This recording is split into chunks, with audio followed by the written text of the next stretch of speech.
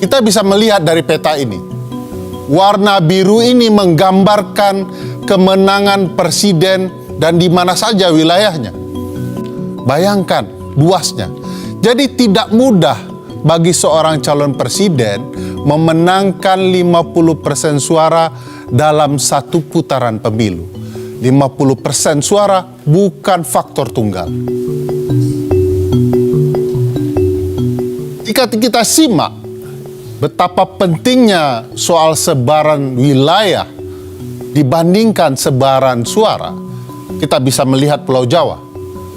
Pulau Jawa adalah pulau dengan populasi penduduk terbesar.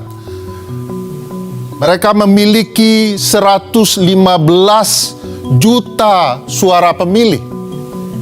Sayangnya kalau dilihat sebaran, mereka hanya memiliki 6 provinsi. Bandingkan dengan apa yang bisa kita lihat di Pulau Sumatera.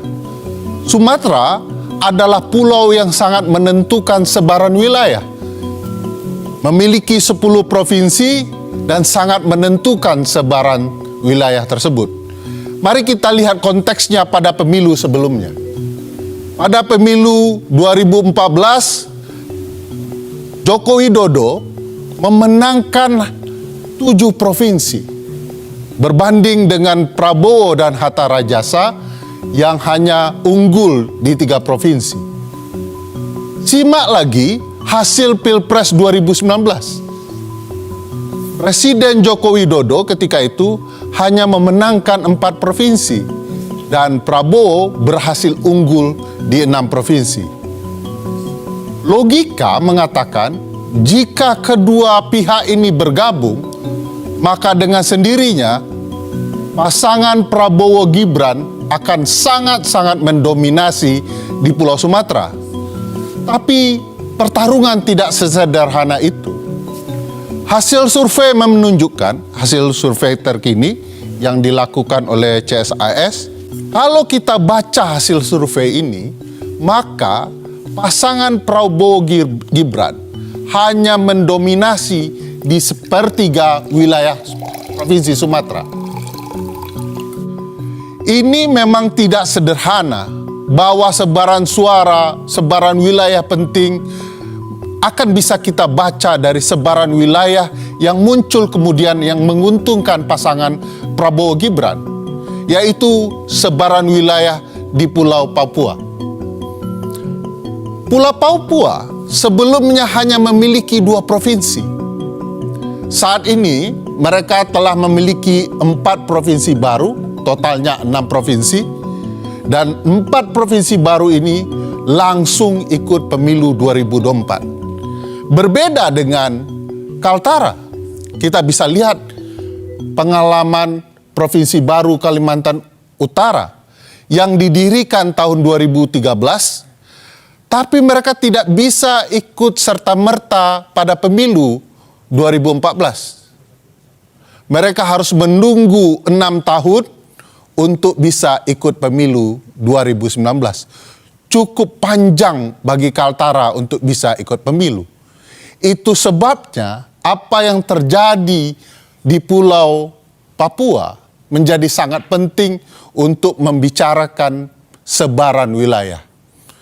Jika kita simak hasil Pilpres sebelumnya, 2014 dan 2019, Jokowi betul-betul unggul di Papua.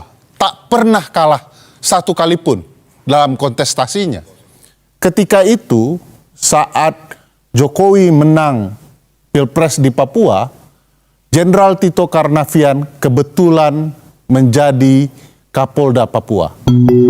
Lalu pada pemilu saat ini kebetulan sekali kalau Jenderal Tito juga merupakan Menteri Dalam Negerinya.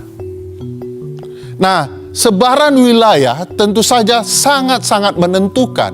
Saya ingin mengambil contoh kasus pemilu Presiden Amerika di tahun 2016. Semua orang tahu bahwa dalam pemilu itu Hillary Clinton memenangkan suara terbanyak, popular vote. Bisa dilihat di peta, sebarannya tidak terlalu banyak tidak juga menumpuk. Ini menggambarkan kemenangan Hillary di suara terbanyak. Tetapi Hillary tentu saja tidak menang di jumlah sebaran. Bandingkan dengan kemenangan sebaran wilayah yang didapat oleh Donald Trump.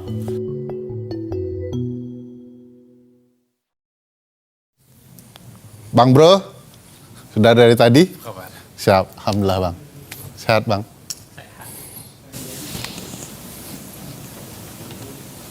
Bagus sekali Jasmine. Pinjam lari dari pagi.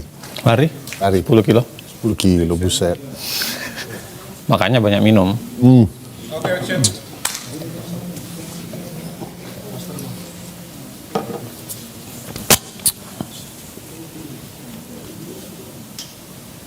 Tadi kita bicara soal betapa pentingnya sebaran wilayah. Sekarang kita mau bicara soal siapa penguasa di wilayah tersebut. Semenjak 2021, Presiden Joko Widodo sudah melakukan penunjukan kepada 20 penjabat gubernur di 20 provinsi. Kita bisa lihat di peta ini, warna orange menunjukkan sebarannya dari ujung Indonesia hingga Papua. Presiden berwenang menunjuk penjabat gubernur sekaligus memberikan pengaruh luar biasa dalam penunjukan penjabat bupati dan wali kota. Kewenangannya di Menteri Dalam Negeri yang kemudian mendapat restu dari Presiden. Gambaran ini menunjukkan sebaran penunjukan pejabat bupati wali kota sekaligus gubernur di seluruh Indonesia. Kita bisa lihat sebaran wilayahnya. Warna merah adalah bupati dan wali kota, dan orange adalah gubernur dari seluruh Indonesia. Hanya saja kalau kita lihat peran dari Pak Tito Karnavian sebagai Mendagri dan restu dari Presiden dalam penunjukan penjabat kepala daerah, pada dasarnya mereka tidak mematuhi putusan Mahkamah Konstitusi. Mahkamah menentukan bahwa proses penunjukan pejabat haruslah dilakukan secara terbuka, transparan. Mereka harus kemudian mendengarkan aspirasi pemerintah daerah dan masyarakat daerah, sekaligus taat pembentukan peraturan teknisnya agar penunjukan itu dapat berlangsung dengan fair. Sebab itulah kemudian karena ini melanggar putusan MK, Komisi Informasi Pusat dan Ombudsman Republik Indonesia menyatakan bahwa penunjukan penjabat itu telah melakukan maladministrasi.